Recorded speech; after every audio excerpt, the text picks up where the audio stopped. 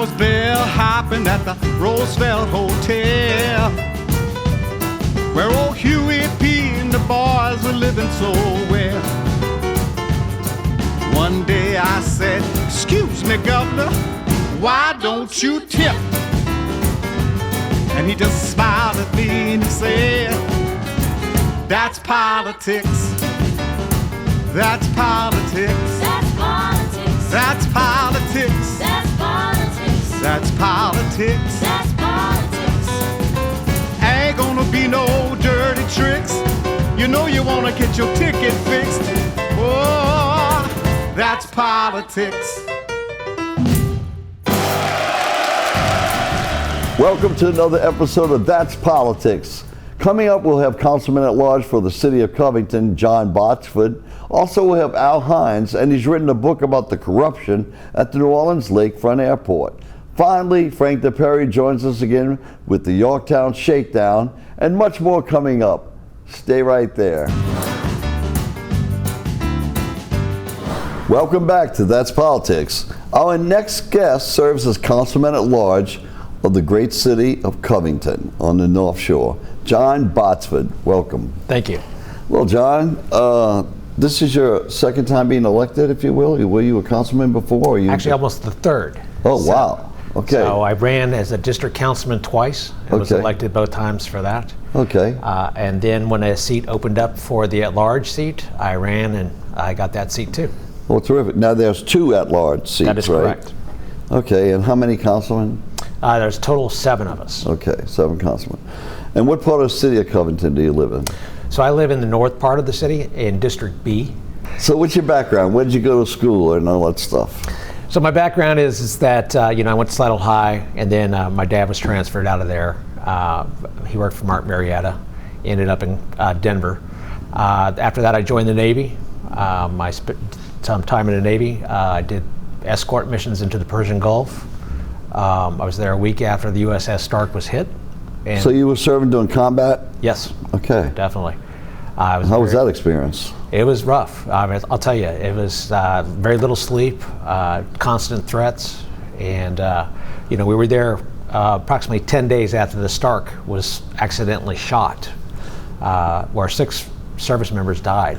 They shot a missile right through the forward house of the ship. Yeah. Well, you put your life on the line for your country, obviously. Yeah. Serving a councilman is a little easier. Well, sometimes it depends on the topic, right? Depends on the homeowners associations. Huh? That is correct.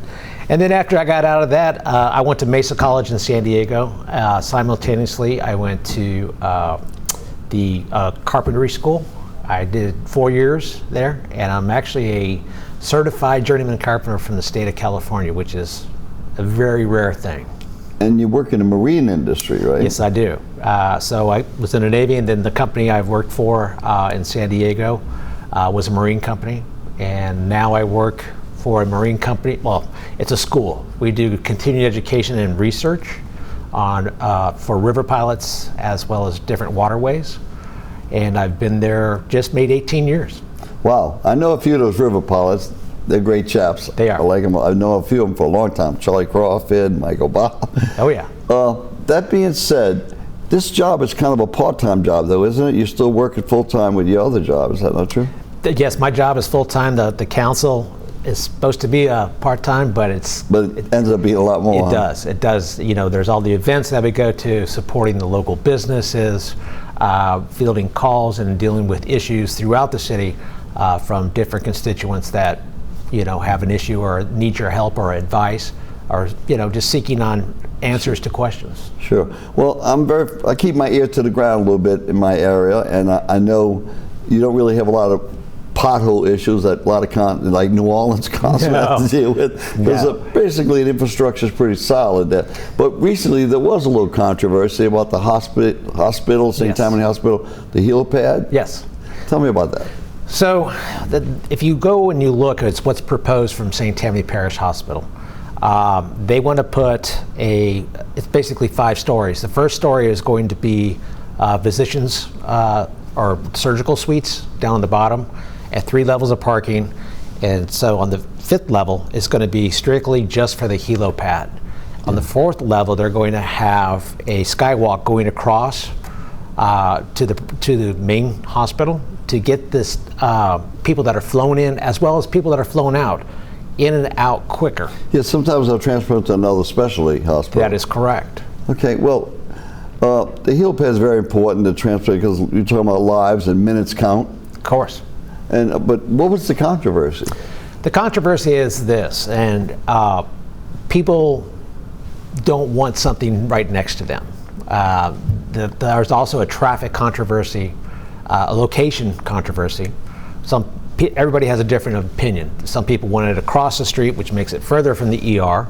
Some people want it down by 8th Street, which is way further away from the ER. Well, I remember 8th Street because I was on 2nd in Massachusetts for a long time. That being said, why would somebody want to fight something that's so important to the community? What did the engineers say? The engineers, as well as the pilots, are highly in favor of building the hospital's parking garage as to where it is. Right. The other thing is the helipad right now is almost in the parking lot to one side. And being in the Navy, and I've actually witnessed a helicopter go down. They go down. And I know. Yeah. Believe it or not, I've done a little invention relative to our helicopters. I know they go down. Right. And you don't want it to go down on top of the ER, then you're just kind of nullifying the fact you want the surgical unit right below. Yes. But you're going to have, you have the parking lot above it, but nevertheless, that's a major catastrophe. It is. And if you look at some of the different proposals, some of them are kind of far out there. The area, when I went down there, makes sense because if you move it to the south side, you're going to build a parking garage on top of parking. So you're losing parking. Right. Not only that, there's 2 options. So they can kind of go through the parking lot to get to 8th Street, or they can come out on 11th. Tyler. If they come out on Tyler, there's an island, they can't go across. So their only option really is to go right, and then go right on 11th and go through the neighborhood. Oh, okay. So my suggestion on this is put the hospital's proposed parking garage where they want it. As well as I think that everybody else that's done all the site surveys and everything has come together to say this is the best location, is for DOTD to rework the lights, traffic lights that are right there at 11. Right. If they make them alternating on the east and west side to where they could bleed the traffic off, people will take the path of least resistance to get out of the parking garage. Okay, aside from that, I keep my ears to the ground, and I understand a lot of people tell me you're a very hands-on guy and you're out in the community a lot. Definitely. While you're out in the community, what are you hearing? Most of the community, other than the people that live around the hospital or where the proposed parking garage is, are stunned that there's even an issue or that people are protesting the location of the parking garage. Well, it's always said over and over that I can't believe they haven't done this a long time ago. So it's the issue attention cycle always. It is, and if now you put the growth and so forth. Yeah, and if you put it across the street, then all you're going to do really is then those people will be mad. When most people bought their houses, they knew they bought it by a hospital. Having a major health care facility within Covington actually improves our lives and it increases our property values. And now Oxnard is associated with St. Tammany. They have a partnership.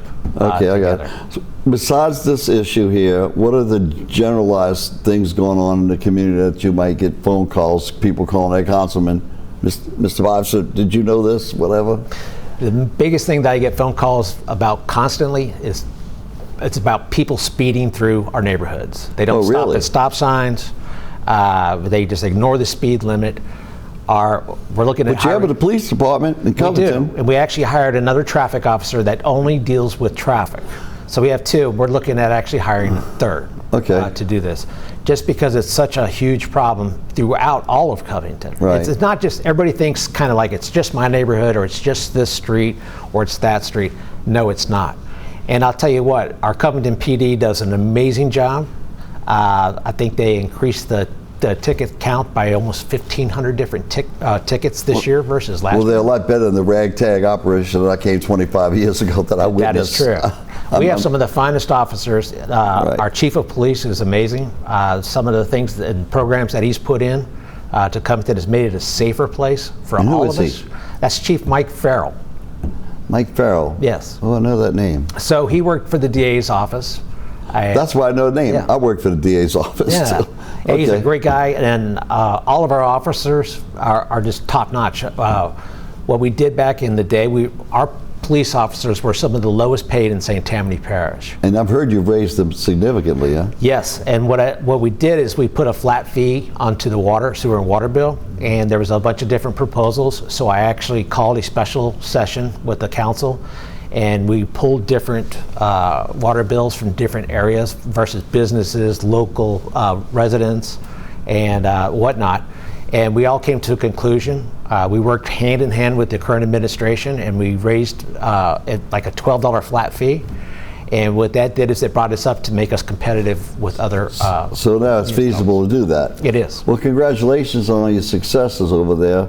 Now I hear rumors you might be looking at down the line. It's not until I think the March of 27th. 27th for the new mayor's election. Would you consider that? Absolutely. I just want to serve the people of Covington and preserve what we have. Well, you heard it here first, folks. Yeah.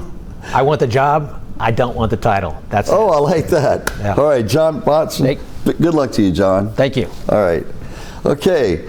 Councilman at Covington-at-Large, John Botsford. And we expect big things from you, maybe mayor one day. And we'll be right back with more of That's Politics. Stay tuned.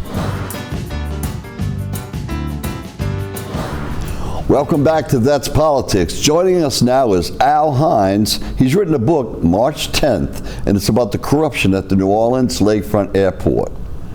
Al, how you doing today? I'm good. How are you? I'm fine. Thanks for having me. Now, I got to preference that we went to high school together. Yeah, well, I don't think I can remember that far back. Go ahead. I guess not. Well, let's talk about your book. Well, first of all, I know you've been in law enforcement your entire life. I know you started with NOPD. Correct. And from the New Orleans Public Police Department, where did you go after that? Well, I spent a little time in St. Tammany for a few years, and then That was with Folsom, right? Right. I was in Folsom and with the St. Tammany Coroner's Office. And then I got asked to come back to New Orleans to work for the Levy Board in 2018 from Chief Kerry Najolia, who had just taken over as chief of the Orleans, or actually the Flood Protection Authority police department. And it was somewhat of an invitation that I couldn't refuse. I had known Kerry years before and some of the other people there, and it was just, you know, and during the conversation, we talked about the Lakefront Airport. Kerry was very adamant about having someone assigned full-time as a airport police liaison. So that's your title? You were airport police liaison for the New Orleans Lakefront Airport? Yes, correct. And that's precipitated this book and so forth? Yes. Okay, well, how did you end up writing a book about your experience there? Okay, so I took the job on March the 10th of Hence the title of the book. Of 2019, and you know, I did what the police chief wanted me to do. I hit the ground running. I partnered with DEA and Customs, and we had some ATF agents there and FAA agents, but we had agents from every federal agency in the city and beyond. And we identified some problems, and some of the problems we already were aware of. We had prior to my job there, Kerry had a risk assessment done of the airport in January of 2019, and the risk assessment was done by an independent agency. They found numerous security breaches. Oh, really? Yeah. So that was your first impression. It was kind of a lot of weaknesses, more than strengths. Huh? Right. We eventually discovered things that we never thought were there. And what kind of things? Criminality? Well, we made a few arrests. Nothing big, but these were people that had histories of narcotic smuggling, several individuals, and we were hoping that was going to lead us to something bigger, which to this day, we believe it would have. And then that's when we realized some of the administration people in the airport were going out of their way to obstruct our operation. So without mentioning names, it looks like some of your superiors or the authorities who worked at the airport had another agenda. And Absolutely. I saw that when I worked with the Film Commission. Absolutely. And I busted the whistle on them. they definitely had another agenda, and it was just a matter of a short period of time, which their agenda became, you know, I mean, it just jumped out and slapped us all upside the head. And then, you know, we tried to, you know, change operations, do things a little differently, but every time we did that, we ran into some other form of obstruction. What about the federal government? Because usually the FBI or the first leg, if you will, to come in and do the police work with that. And one good example of what we're talking about here is that during all of this, I had an office in the airport, and then my office was taken away from me. Well, after my office was taken away from me, I realized my restricted access card wasn't working. That happened. That's exactly what they did to me from the film commissioner. But it gets better. They moved me to another office and cleaned out my computer. I took the required training to get my access card. At the same time, the DEA agents, which there was 5 DEA agents that were working several different operations with me at the airport. Oh wow, that's a big operation. Yeah. When I realized my access card was no longer working, and it had an expiration date to the following year, so that was a good indicator. Huh? Yeah, it was all the indication I needed. Well, I called. Is that because you were asking questions? Well, I made a phone call to the DEA group supervisor, who was coordinating the DEA part of the operation. And I told him, I said, look, my access card doesn't work. I said, I don't know if this is just a misstep or whatever it was. I said, but come out here, or send somebody out here with the DEA access card. 20 minutes later, the DEA agents arrived. None of the access cards were working. Oh, wow. And we weren't given a heads up on this. We wasn't told this was going to, and all of the access cards. So you know this was a subversive move against you at that point? Absolutely. Okay, well, speaking of time, we're getting limited, so let me get to the crust of what's going on. So your book here, March the 10th, the story of crime and corruption and the Big Easy at the New Orleans Lakefront Airport. And I want to say it's really nice cover, and you've got. I'm very familiar with this building because you know we had a lot of school dances and all there too. I didn't have a plane, but would you say that it's a telltale all about the corruption of that airport? Well, I just think that it gives the reader and it lets people know what we were up against and why we were up. I mean, there was no reason for us to be obstructed if everybody, you know, this airport administration and the flood authority. Well, if everything was copacetic and nobody was doing shenanigans. And then they're getting so much money to operate this thing from all these different agencies, from the state, from Homeland Security, from the FAA, and you would think they would be above board with everyone, especially the police. And we found out, you know, very quickly that that wasn't the case. And then we started asking questions. And then next thing you know, they all but kicked me out of the airport, and they started an investigation with me.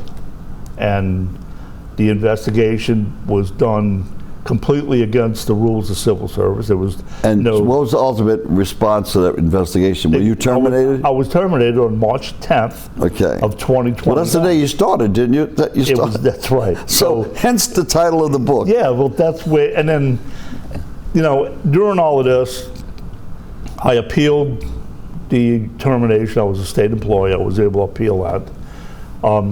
They ended up giving me back pay. They offered a settlement for me. They didn't want to go they didn't want to go to the whole 9 yards to a hearing or nothing. I know that feeling. But sometimes it takes a long time, and you're probably better off taking a back pay and then doing what you're doing. I was at the point where I wanted to get it over with. Sure, I know that feeling. And then, you know, my attorney, you know, advised me that, you know, if I wanted to pursue any damages charges, that these were the procedures we had to follow. So we ended up doing that, and we lost the federal case on a technicality. And then in all of that, that's when the idea of the book came along. Well, let's say the book is going to be available at Durant's Publishing Company, bookstore.com, and at Amazon starting on June 28th. Correct.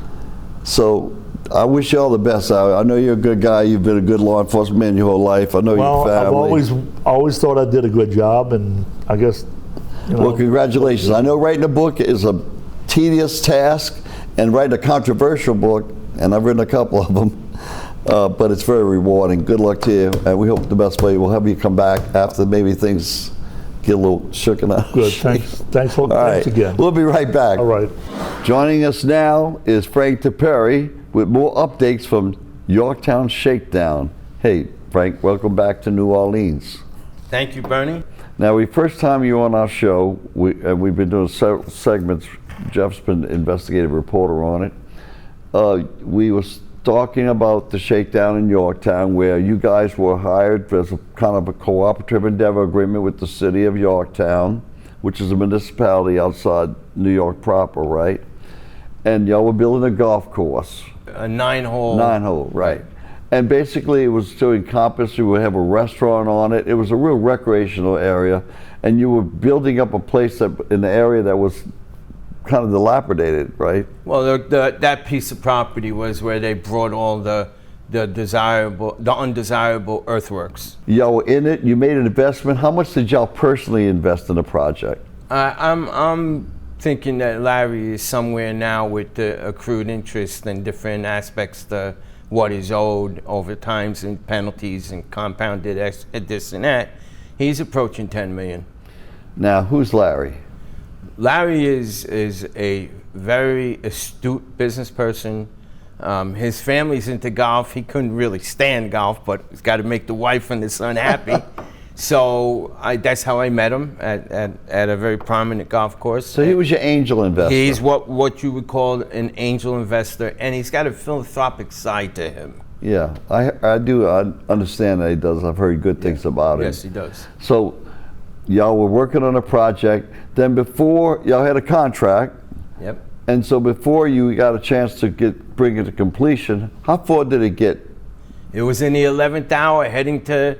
They wanted me to open July 4th of 1 year, and Larry wanted to open the following spring because there was too much that we had to do as far as like even the grass. You wanted to set up, you wanted to cure. Right.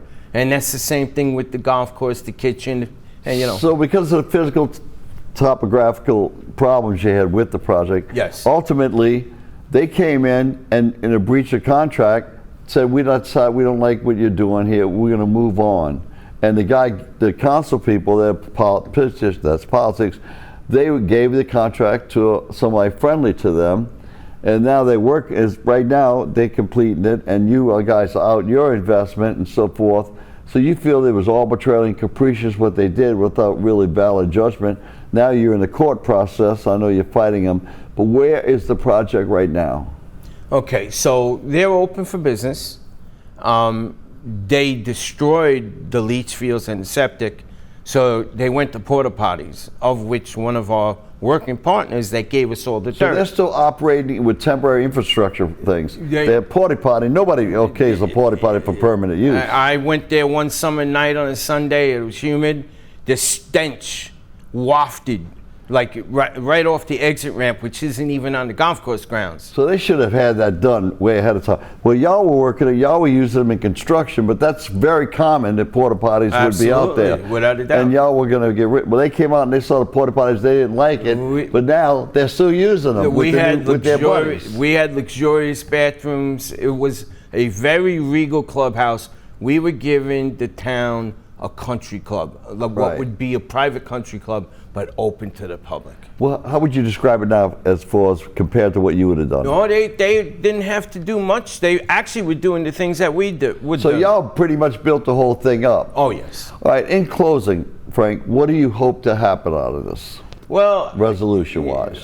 to be honest, Larry, quote, where I cannot believe the corruption, starting with Yorktown, and now the whole county. It's unbelievable how far-reaching the corruption that is involved with this golf course. Well, that's the reason why our investigators looked at your situation, because we're based in the South, but we also like to look at the whole country and the whole, the dynamics, because corruption is the evil that is ruining America. Absolutely. All across the board. Absolutely. So we're not pointing fingers, but we're supporting you in your fight and explaining what's going on. So we hope we get a resolution that's going to be fair and equitable. You guys can resolve it, whether you want to keep moving forward or just at least get your money back. I mean, like you said, that's compounded. Yeah. So for the next time we talk, I hope and I pray that we have a better resolution now, because you keep coming and working as much as you can to put this thing together, and you deserve to get it done. And you're right, politics is a corrupt business, a dirty business, Yes, a lot of it is. times, There's a law unfortunately. for it. But there are a lot of good people. Yes. So and you've got great attorneys, and Yes. and things will start looking better for you. Yes. Yeah, you can't cheat an honest person, and we did the right thing. Well, I believe that. Well, good luck to you, Frank. Okay. I think you deserve the best. Thank you. And let us know how everything happens, and we'll come back next episode and we'll pick it up again. Great. Thank you, Bernie. Frank Diperi, he deserves to get his due justice. Please, City of New York, Westchester, get on this and do the right thing. In 1992, President George Herbert Walker Bush deployed the National Guard to restore order during the tumultuous LA riots, following urgent pleas from Mayor Tom Bradley and Governor Pete Wilson. The federal government stepped in to manage the National Guard in response to growing civil unrest and widespread protests. It's truly baffling to see today's rioters not protesting American civil rights, but illegal criminals, including murderers, rapists, and violent crimes. These often paid protesters lash out violently against law enforcement, claiming to fight for their dignity while they themselves embody lawlessness. What's even more disheartening is that many of these protesters seem oblivious to the very issues they're rallying against. To make matters worse, their actions are often backed by billionaire figures like George Soros, who finance groups like Antifa, now facing legal consequences for their actions for the first time. If one wishes to behave responsibly, perhaps it's best to reconsider their choices and motivations before they join the fray. If you want to have privilege of coming to America and studying, obey our laws and respect by all means the privilege you have been bequeathed. Otherwise, you'll be leaving on the next plane out.